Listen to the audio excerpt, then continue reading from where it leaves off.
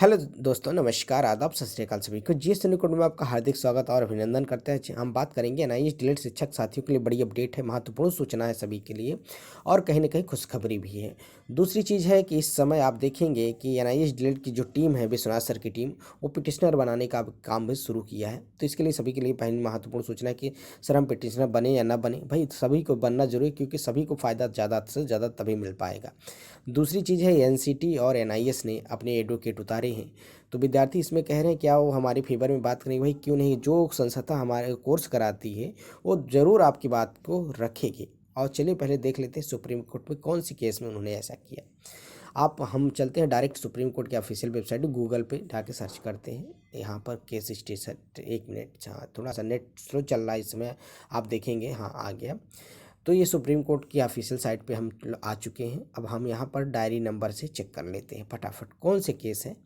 तो diary number अपने यहाँ पर आते हैं, डायरी नंबर फिल किया। पहले हम ट्रांसफ़र पिटीशन को लेके चलते हैं, 16788, एक मिनट, 16788। उसके बाद कैप्चर कोड डाल दिया।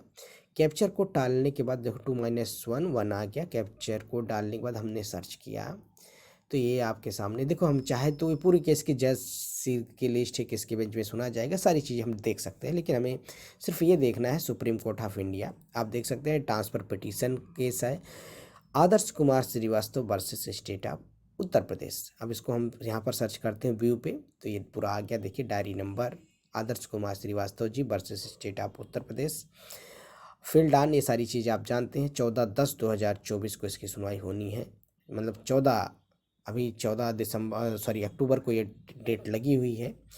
और इसमें आपको जो मेन बात की बात हो रही है, इसमें पहले पिटिशनर देख लीजिए, आदर्श कुमार श्रीवास्तव हैं। उसके बाद सोमनाथ अग्रहरी जी हैं, शुभम कुमार शुक्ला जी हैं। और इसमें रिस्पोंडेंट में देख सकते हैं, तो रिस्पोंडेंट बहुत सारे हैं। रिस्पोंडेंट आप देखेंगे तो कितने, करीब करीब ये 213 रिस्पोंडेंट हैं। पिटिशनर एडवोकेट जो आपके हैं मनदीप कालरा जी हैं। अब रिस्पोंडेंट एडवोकेट की बात आपके सामने देखिए आ गई, शालिनी चंद्रा और रामेश्वर प्रसाद गोयल, R32 R65। अब देखेंगे 32 और 65 पे नंबर पे कौन है, बेसिकली यही आपको देखना है, 32। अब आप दे आते हैं 32 पे, देखिए ये आपके सामने 32, national council of teacher education new Delhi.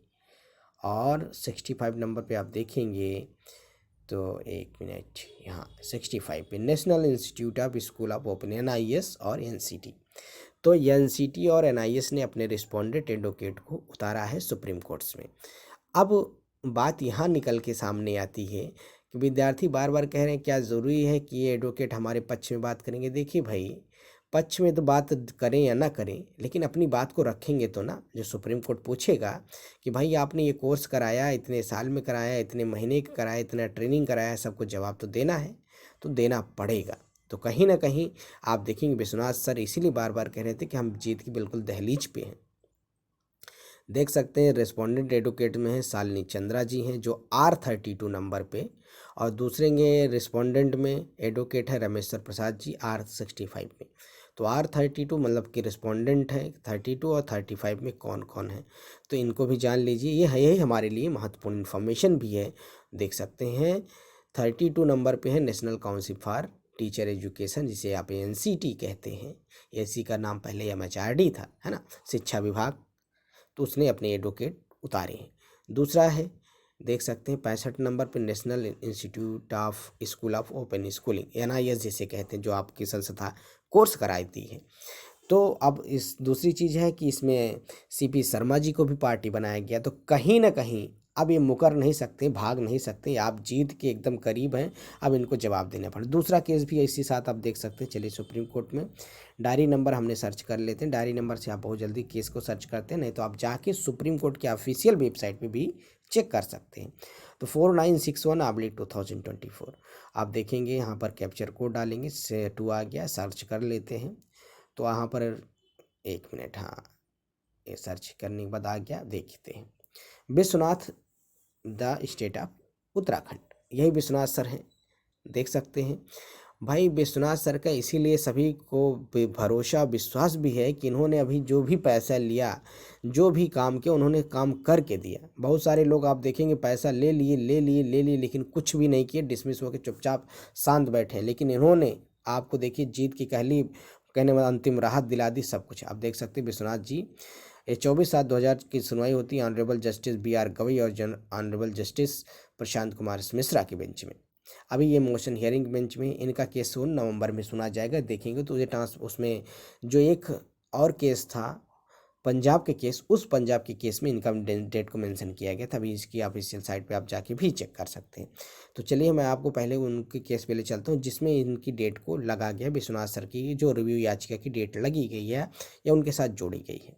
आप देखेंगे यहाँ पर diary number 34898/2024 Gurminder Singh versus state of union of India. ये पंजाब का केस है, ये वही केस है। अब इसका सुनवाई जो होती है 5/11/2024 को जो होने वाली है। इसी केस में 5 जो स्टेट है उनको अंतिम राहत दी गई है, आपको याद रखना है। पश्चिम बंगाल, उसके बाद बिहार, पंजाब और उत्तर प्रदेश और एक और राज्य है, वहाँ सबको अंतरिम राहत दी गई, कहीं ना कहीं भर्ती में शामिल करने का मौका दिया गया है। तो अब ये सुनवाई जो अहम है, मेन सुनवाई 5/11/2024 को है।